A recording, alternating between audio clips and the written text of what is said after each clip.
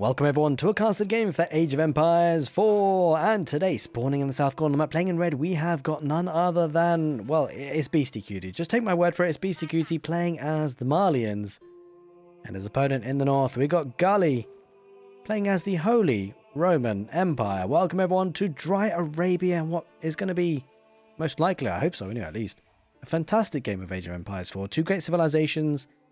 In fact, two civilizations that actually have been traditionally known to play a very heavy focus to the Castle Age. The Malians being able to cow boom and then get the Grand Fulani Coral to really pack a punch in terms of food income. The Holy Roman Empire, of course, Regnus Cathedral, relics is what they've been about for such a long period of time. Everything else has always been a bit of a, not meme strategy, but something a bit less sort of considered less optimal as the HRE in terms of their overall, attempted playstyle. But what I would say, things have slightly changed with marching drills coming in for free. Second town centre, extended feudal age for the HRE has been pretty nice. And I'm kind of curious, right? Because these two civilizations, they've traditionally been civilizations that dictate the tempo of the game or dictate the aggression or just the way it's played out. Like the HRE often would go for the fast castle. It's often been about the opponents trying to deny that. The Malians recently have been going for the cow boom, and you have to go up against that. If you're going up against the Malians cow boom, you're going to have to try and force them to make out units. And the Malians are a very strong civilization though, because they are no slouches in the feudal age. Get a couple of unique units that are tough to deal with, mainly the javelin throwers and the donzos. Get enough of them. It's a tough situation to battle against. That's a lot of sheep, by the way, for Gully. 9 of them. It does look like it's only just the one scout. Like, we have seen some playstyles where they've gone for second scouts as the HRE, because of course they do rely a lot on food in terms of, basically chewing through them very quickly. The 40% buffer on the prelate, it's a very nice buff for them. Gonna go for the Ark and Chapel. No real surprises there. Gonna be able to influence the sheep, the wood, and the berries, so not too shabby at all. Nice placement. In terms of map generation, gold is a good spot here at the back for the Malians. And Beastie will be happy about that. Keeps it well protected. It's going to be able to get a palisade wall there and keep it protected for a long time.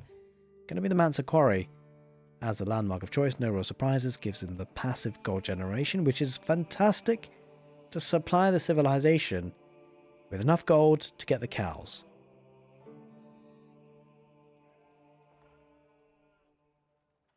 Now, I would like to say a very big thank you for everyone supporting the channel. Again, whether it be on YouTube or Twitch, doesn't really matter. You guys are absolute legends. Thank you, thank you, thank you. It's been a hoot recently.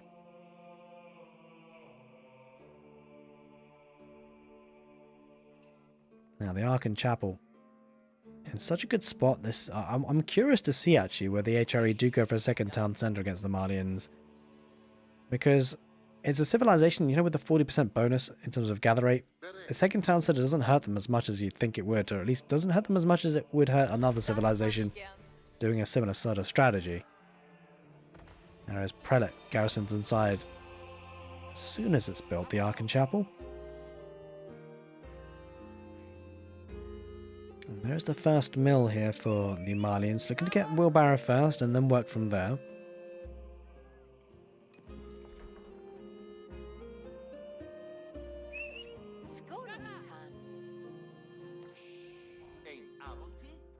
Now bear in mind, despite the equal villager count, make no mistake, the HRE economy is just straight up stronger. There is some passive gold coming in for the Malians, but 40% extra in terms of gather rate is a hefty one for the HRE in terms of a bonus. There is that tech up for the Malians. The question is whether he'll be going for a castle age behind this, or mostly just focus on a cow boom and then castle age. Just the 1 mil for now, possibly expecting some aggression. That aggression might be coming in the form of the barracks, maybe some spearmen, maybe some man-at-arms. We'll see how Gully plays this one out.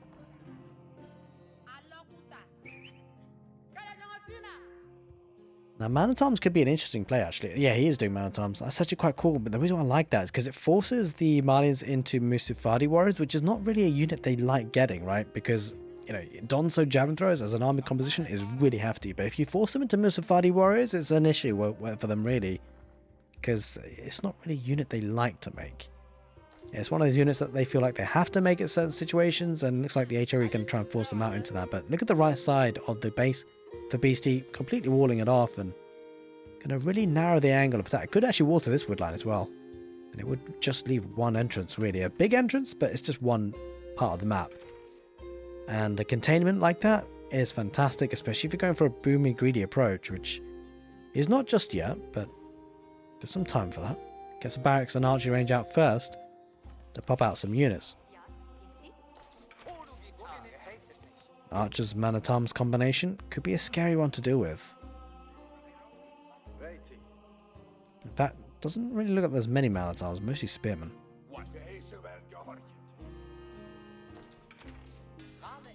He's mixing it up actually, kind of cool. Makes it difficult for the Malians to really deal with that many, well, 3 different types of units. He does have the capability to make those Mr. Warriors now he's got barracks up. Now, interesting enough, the HRA actually committing to some early farms, which I think actually I don't hate. I mean, there is a play tendency towards going for pocket economies for the deer camp, but everything's actually kind of far forward, which is not ideal. And eventually we'll need to get farms, so it's just doing it in a really smooth way. I have seen a lot of players actually play in a kind of strategy that ensures smoothness, whether it be... And a lot of it actually does revolve around having early farms. Because what you don't want is when you tech up, you know, so the 15-16 minute time, you're thinking then about your food sources. It's always a bit tricky. You've already got the farms, you know, your natural sources of food already kind of, they last longer in terms of sheep, but it means also the transition is not as hard. So you can keep pumping out units at a very regular pace. Because sometimes if you have a hard farming transition, you have to stop unit production, or, you know, you're focusing on wood income, and your kind of pressure, your steamrolling effect, your momentum starts to halt as soon as you stop producing units. Now, whilst he did have a nice back gold, the pit mines that the secondary and third pit mines are a little bit further out. Slowly going to be torching his way through on the right side, but you can see how much time it's bought him.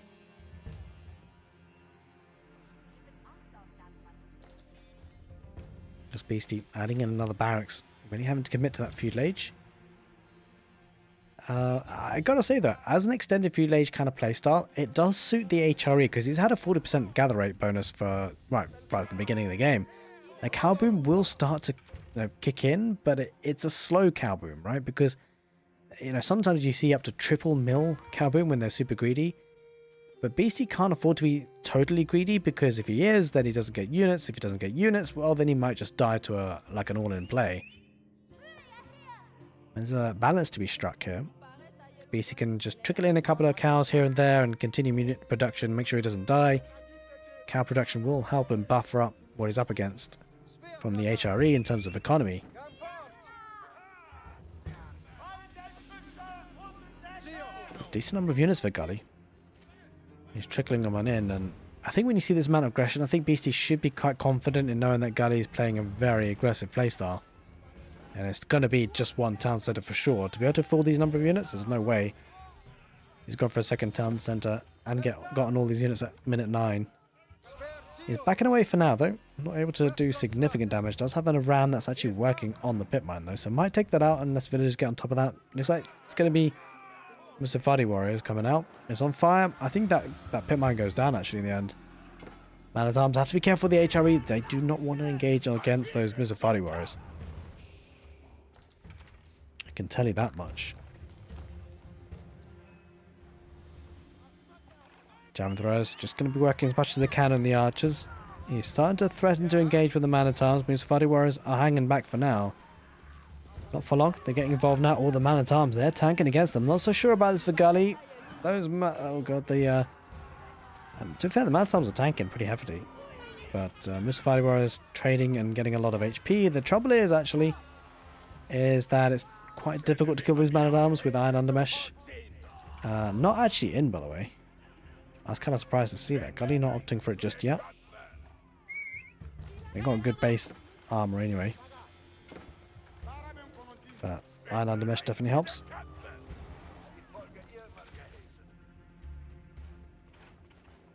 Alright, the push has kind of been stopped, and Beastyqt lives to fight another day. Wow, is this really like an all-in castle age, feudal age play here for the HRE? It looks like it almost. But with the walls going up, Beastie might produce a couple more units and then think about going to the castle age. And he's got so much infrastructure set up in terms of production building that once he does get to the castle age, he's going to pack a punch. Question is, who's going to go there first? Will the HRE start thinking about castle age and Relic's Cathedral look to get some of the relics? Or would he look to just try and pile on the pressure even more? He's spending everything he's getting. And that's the case for both players, in fact.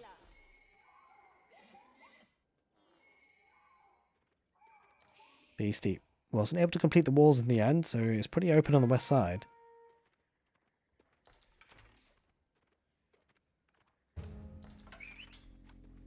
Bit of a standoff situation. Understandably so, because that's pretty evenly poised in terms of numbers at least, but also possibly and probably type of units. I think if anything though, Gully does have a slightly better army.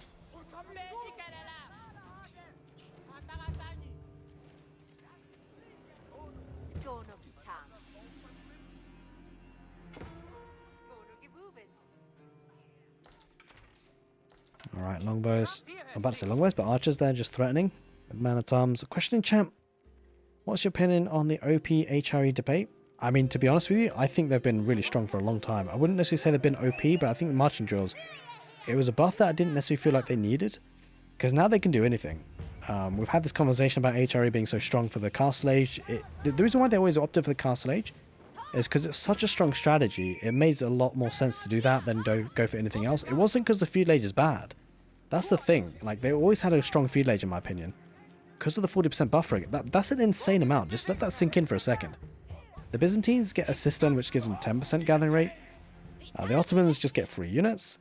The Delhi get free techs. And nothing measures up to 40%. The Abbasid Dynasty Golden Age Tier 1, which doesn't start from the beginning of the game, I think gives 15% gather rate. Like, there's just nothing that comes close to that 40% gather rate. So the Castle Age play for HRE, that playstyle has always come about because of how strong it's been. But ultimately, feudal age pressure and extended feudal ages has never been a problem for the HRE in my opinion, but it's just coming more prominent now because of marching drills. There's a bit more of an incentive to go for it. I think it's always been strong. It's just that when you can go for Relic's Cathedral and the relics, why would you not? So I think HRE, whether they're OP or not, I'm not 100% sure on that. I'd definitely say, oh, they're 100% S tier. There's no doubt about that in my mind. I think they always have been. I think marching drills just pushes it even more. I don't think marching drills even gives them any like special tools. They didn't like. It's great to have that moving speed, but it's not like a. You wouldn't say as an upgrade in and of itself. You wouldn't say it's a game-breaking upgrade. But the fact that they got 40% buffering on the prelates alongside that, you know, you've got a great economy, but you're also buffering the military. Go hand in hand. It's kind of bonkers, and it gives them more of an incentive to play that feudal age. Which, in this sort of scenario, by the way, like without marching drills, these units would catch up, and he's going to lose a couple of units on the retreat, but he's still going to be able to get out of there. And that's the crazy situation, right? If you've got a superior economy, you can even dictate the terms of a fight, unless you're being pegged back like he is now, being cornered, right? That's the thing. That's the only real way to deal with the HRE in the feudal age is by cornering them into, you know, just zoning them out on the map, forcing them back home. And the only problem with that is, well, forcing them back home, there's only so far you can push them. You can push them back to the capital town centre. If you do that, though, if you're going to dive, then you've got to make sure you've got siege, and it takes time to do that. So factor in this, that the HRE always have the movement speed advantage in terms of infantry at least. And so you can always fall back, and that gives you a measure of breathability, like 10-15 minutes. We're actually at 15 minutes now, and you're going to need to get some rams here, Beastie, to really do significant damage.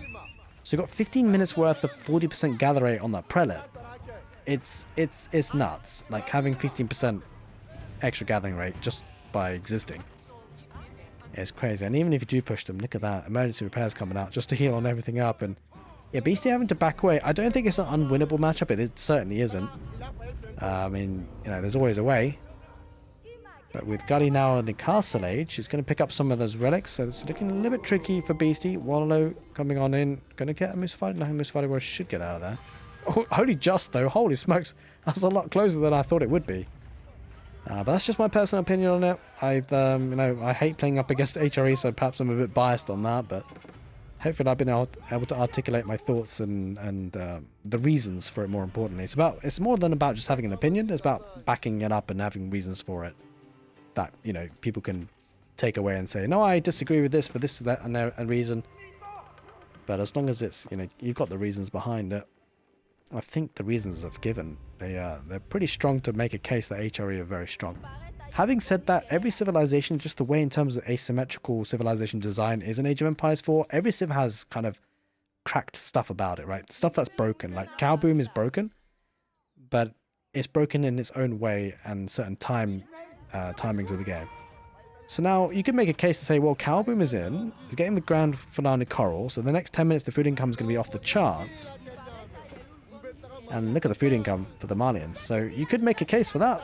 You know, it just depends how the civilizations are played in a way. But Malian's diving in pretty heavily for Gully, and I don't hate this play, but the trouble is Musafadi warriors, as an anti-armor specialist, even being just regular feud age units, they can pack a punch, and I'm not so sure that Gully has enough archers here. This is where a situation where marching drills doesn't give him any benefit.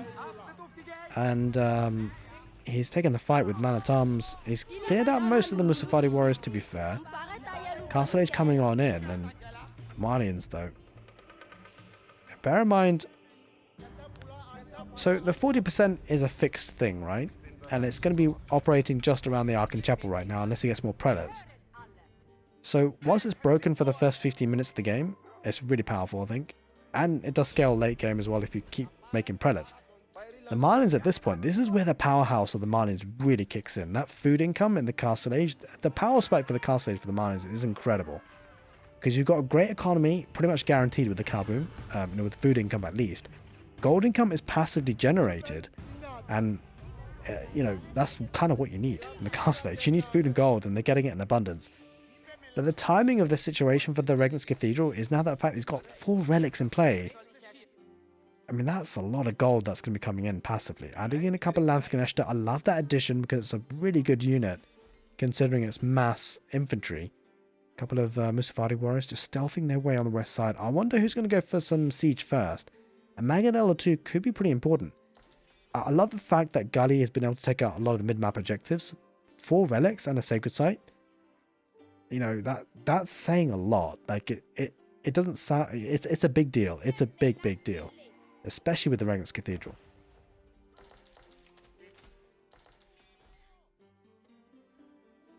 And the question is, though, is the Cow Boom going to be able to outmatch it?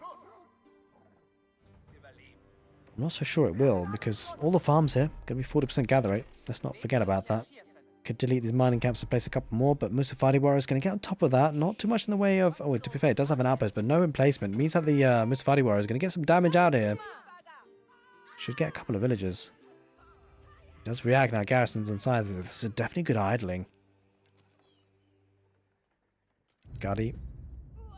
He's going to have to re-establish control of this area. Oh, Musafadi warriors. Oh no, that's a really bad timing on the Mangonel. Look at that beastie.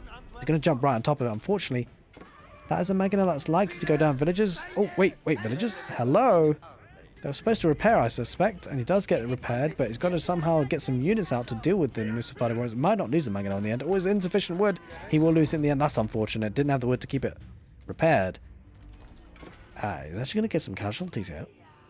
Units are popping out now, so we'll take care of it, but he's lost a couple of villagers. I mean, this could be death by Musafadi warriors, to be fair, because he is playing very open. Not that that's a necessarily a bad thing, it's understandable. He's pumping out units and he's focused on getting the Castle Age early. But he's got to be a bit careful here, because the Musafadi warriors, when they're spammed out in these numbers, it's going to be dangerous. A couple of villages definitely going down here, despite the outpost. Getting the sacred site on the right side decapped. And yeah, this is where the Malians come to the front, right? 20 minutes into the game, they've got a great Cow Boom, passive gold generation. This is where they become hard-hitting. Question is whether the HRE can have enough tools against them. Sacred Site Timer has been activated, although not for long. That's probably going to be deactivated on the right side and pushed away from gold. Question is, where does gold come in? Does have a good pit, I was going to pit mine, but gold vein to take there, the HRE.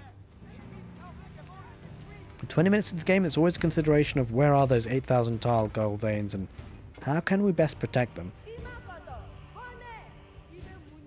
And it might not be on the top of the mine though for Beastie, because that's a lot of army heading forward for Gully. He smells blood. Gonna get some damage in. Trying to get some damage in, but he's got a lot in defense here. He's got a decent amount. I think Beastie should be able to hold this. And those Safari Warriors definitely making themselves worthwhile against the Man-at-Arms. They're chewing through most of them actually, and that's heavy. I mean, there's still a decent number of Man-at-Arms remaining there. It's kind of a concern. Beastie might not be able to hold this fight off. It's the Man-at-Arm numbers that's really winning the fight here. It's a great front line, and allows the archers on the back line for the HRE to do some significant damage. Look at the Man-at-Arm still alive. That's rough to see. The Malians don't have really a front line here. The HRE don't either now. It's expired. Overall, actually, poison arrows coming in clutch. Defender's advantage more than anything. Going to do a lot of damage for the HRE. Reinforcements being cut off by the Malian Warriors. There's a lot of prelates coming out. Mass healing. Again, a couple of Malian Warriors. It looks like Gully might be raided pretty heavily. He's lost quite a few villages already. 10 on the total count. That might increase. Oh god, this could be a massacre. If it doesn't spot it. He hasn't spotted it just yet. Why, he wouldn't have, right? Because it's stealthy. He spots it now. It's a good reaction for Gully, actually, all things considered. Like, he was facing up against Malian Warriors that stealthified. Stealthified? Is that actually a word? I'm not entirely sure. Someone's going to have to check it up in the dictionary. Yeah, I think at this point, Gully might need to actually invest in some palisade walls. He's struggling on the wood to do so, but this is a concern, right? He's having to stay at home with his army. One thing that could be interesting, though, is if Gully does think about the Imperial Age. It feels like he's actually banking up resources to do so. Palace of Swabia could be key, not so much for the population. I mean, to be fair, Imperial Age at this stage would be more about the power spike than it would be for the economy. The Lascash actually decimated those Musafadi warriors in the end. Yeah, I'd be kind of interested to see how Imperial Age works out for Gully, because HRE do this a lot. They often go to the Imperial Age, they get the annoying cannon emplacements inside the outpost. Very hard to push, he's fortified that one. And it allows the Palace of Swabia to get him a bit ahead in terms of economy. They're going to need to build up a bit of a village count, because he's lost quite a few already.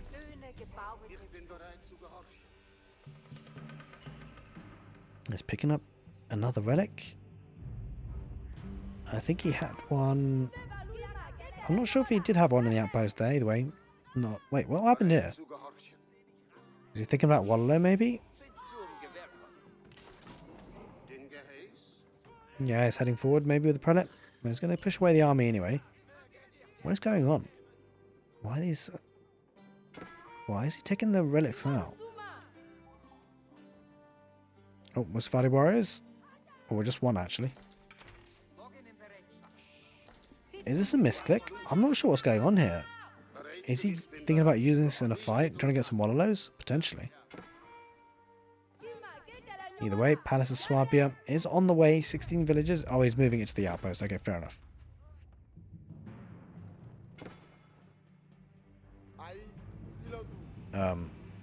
Okay, so this is the thing. This is the powerhouse of the Malians economy. Look how much he's been able to produce. This is dangerous. Yeah, this is a really bad moment for Gully. Like, he's got the Imperial Age. He's got to have to find a way to defend this, though. He does have cannon emplacements possibly coming in soon. He does have emergency repairs. But I think now could be go time for Beastyqt. It feels like it. He's heading westwards for some reason. Is he trying to think about the gold vein? Is that what he's worried about? He's sending Musafadi warriors there anyway to just scout it out. But interesting, he's making this movement on the west side. Maybe just trying to keep stealthified.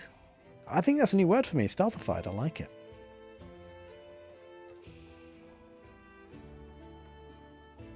Heading into the middle of the map.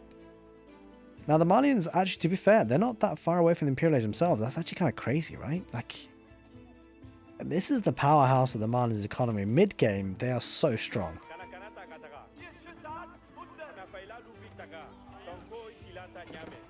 Now they're going to punish the HRE in a big way. He's going to lose a couple of villages, which is not necessarily the end of the world for the HRE with the Palace of Swabia, but he's behind in economy. It will take some time for him to catch up.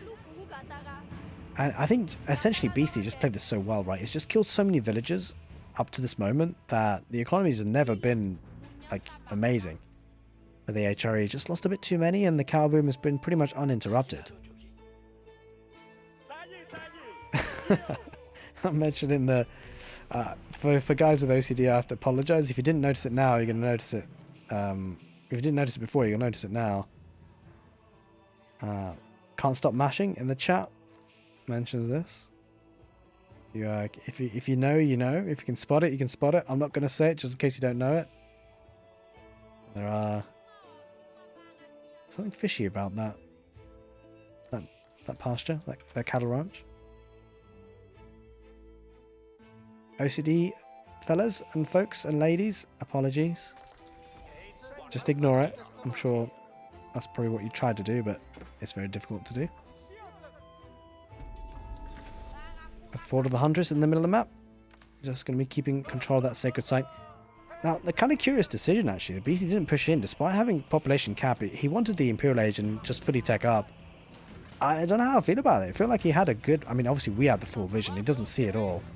It's always very hard to push against the HRE and the Imperial Age because of the cannon emplacements, and so he was clearly always conscious of that fact.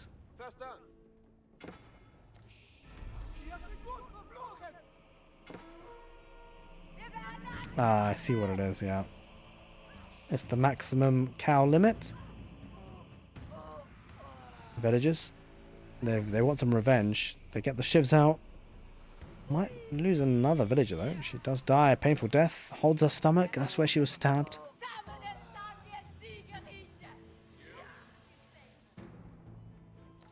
Wait. The Musafari Warriors, do they have leopard print? Interesting. 2 mangonels deploy. Unfortunate for the wolf, but the Musafari Warriors are stealthified there for the Malians. Coming on the right side. Oh, go right on top of the mangonels.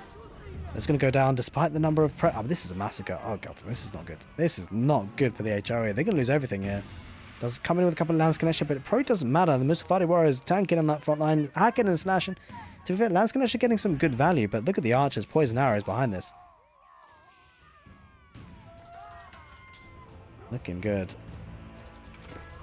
That's a big push coming on in. Oh, villagers on stone. And Musafari Warriors.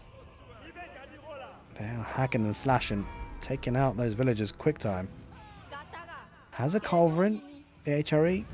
Kind of curious to see that. Do we actually see any siege out for the Malians? We went for either. Oh god, that's a massacre. Okay, we're going to focus on this. This is kind of a bit of a rough situation. The Musafari Warriors, they know no mercy. Oh god, that's a massacre. Oh god. Well, Gully's villager count. We didn't see it in the end, but I'm pretty sure it was pretty low after that. He taps out. The Malians come on top with a great powerhouse display in the Castle Age. That's where the powerhouse spike is for the Malians. And Beastyqt took full advantage. I hope you guys enjoyed this casted game on YouTube. If you did, make sure you give the video a thumbs up. Take care and see you next time.